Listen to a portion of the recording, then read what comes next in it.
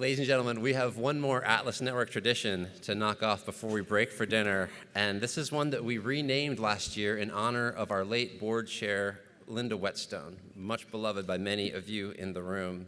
And this year, to give our Linda Whetstone Toast to Freedom, we have John Kramer from the Institute for Justice. In this room, it's well known how important IJ's litigation work is, getting justice for clients whose rights have been abused by governments.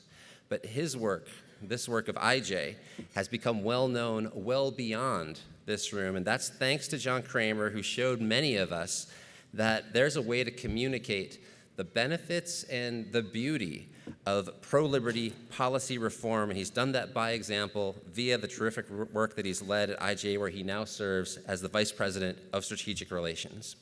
But in addition to being a great strategic thinker who advances the cause of liberty like few others, our friend Kramer is kind of a Renaissance man, a novelist, a movie maker, a painter, a composer of opera.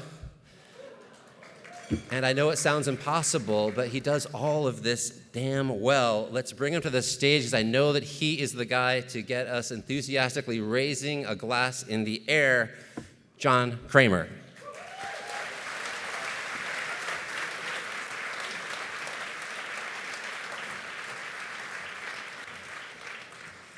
Well, good evening.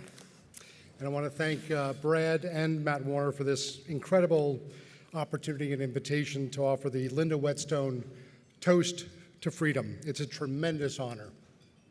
Tomorrow would be Linda's birthday.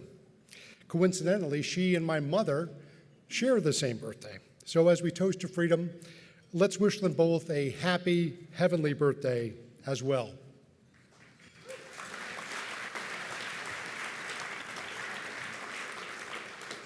Back in the 1700s, a man was riding by horseback through Virginia. Very common way of traveling at the time. He stopped by a country inn, and he was talking to a stranger at this tavern. And the stranger he was talking to was very interested, and this traveler, finished the conversation, and they rode away. And the stranger asked the proprietor, "Who was that man? He knew so much about the law. I was sure he was a lawyer." And then he started talking about medicine, and he knew so much about medicine that I was certain he must be a doctor. And then we started talking about religion, and his knowledge was so comprehensive, I figured he must be a minister. So who was he? And that stranger was surprised to hear that the man he had been speaking with was Thomas Jefferson. The lesson here is that when you sit at a bar in a tavern, someday you may hear someone as wise as Thomas Jefferson.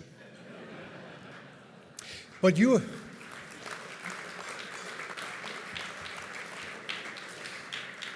have chosen to be here tonight, and so you're stuck with me.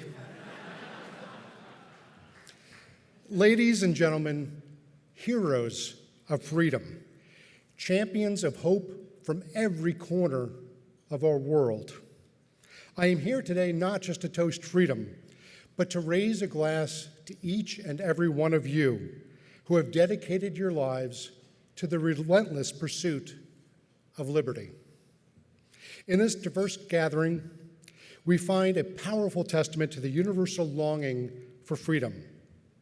You come from different nations, backgrounds, and experiences, yet you share a common purpose, the unwavering commitment to ensure that every individual has the opportunity to embrace their inherent rights and live free from oppression.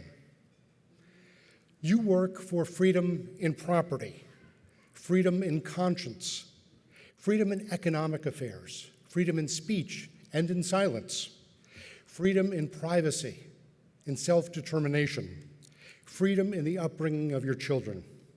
These are the beacons of light and hope that transcend borders. And you, my friends, are the torchbearers of that dream. Your courage in the face of adversity, your resilience in the face of oppression, your determination in the face of injustice inspire not only those who are part of our cause, but a world that needs to be reminded that freedom is not just an abstract idea. It is something tangible and worth every sacrifice and struggle. Your work each day animates the words of Nelson Mandela when he said, "To be free is not merely to cast off one's own chains, but to live in a way that respects and enhances the freedom of others." In our shared journey to expand freedom, we must remember that sometimes the fight must be won by meeting force with force. I can think of no better examples of that than the actions of Linda Whetstone's father, Sir Antony Fisher, and my own father, Bernard Kramer, each of whom helped free the world from totalitarianism during World War II. Sir Antony in the Battle of Britain, my father in the Battle of Luzon to free the Philippines. Sir Antony saw his own brother fall to his death when his brother's parachute caught fire after his plane was hit by enemy bullets. And two of my uncles, Francis Powers and Edward Kramer, lost their lives, one liberating Guam and the other in preparation for the D-Day landings. While the sacrifices and achievements of the men and women of that great generation are astounding, what is most impressive and inspiring is what that greatest generation did after the war. They did something unprecedented in human history. They forgave their enemies. Once victory was secure, they demonstrated their genuine desire for peace and happiness and prosperity and freedom, not just for themselves and their own country, but extraordinarily for those who only days before had sought to kill them and enslave their nations. What a lesson for us all, that freedom must be defended, but peace and freedom and cooperation must always be the end goal, not revenge, not subjugation. As we offer a toast in a few moments, let us be thankful that across every generation and in every nation, we have been able to find brave young men and women like you who are willing to stand up and face the worst of what humanity has to offer, to defend not only your rights, but even more to your credit, the rights of others. Your courage, principle, and goodwill breaks chains and builds bridges. As Linda Whetstone demonstrated in the way that she lived, those who love freedom, who truly love freedom the way that she did, understand that with freedom comes responsibility and an expectation of a generosity of spirit. You, individually, play a vital role in that effort. Otherwise, you wouldn't be in this room right now. And despite today's many challenges, you don't face tomorrow with resignation. Why? Because you know the value and the potential of freedom. That's in your DNA. That is what you are made of.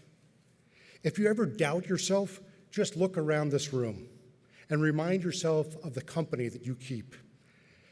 You are the average of the company that you keep, and here among the global community that Atlas Network connects, you are keeping very good company.